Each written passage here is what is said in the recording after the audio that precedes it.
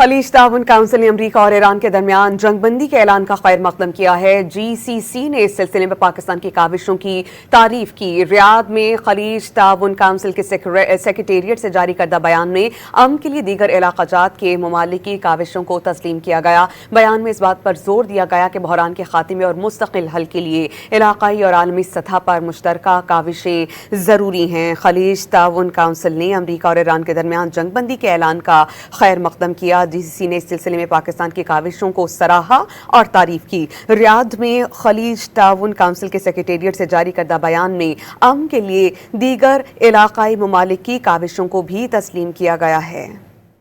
खलीज ताउन काउंसिल ने अमरीका और ईरान के दरमियान जंग बंदी के ऐलान का खैर मकदम किया है। GCC ने इस सिलसिले में पाकिस्तान की काविशों की तारीफ की। रियाद में खलीज ताउन काउंसिल के सेक्रेटेरिएट से जारी करदा बयान में अमन के लिए दीगर इलाक़ाजात के ममालिक की काविशों को तस्लीम किया गया। बयान में इस बात पर जोर दिया गया कि बहरान के खात्मे और मुस्तकिल हल के लिए इलाकाई और आलमी सतह पर मुश्तरका काविशें ज़रूरी हैं। खलीज ताउन काउंसिल ने अमरीका और ईरान के दरमियान जंग बंदी के ऐलान का खैर मकदम किया। GCC ने इस सिलसिले में पाकिस्तान की काविशों को सराहा और तारीफ की। रियाद में खलीज ताउन काउंसिल के सेक्रेटेरिएट से जारी करदा बयान में अमन के लिए दीगर इलाकाई ममालिक की काविशों को भी तस्लीम किया गया है।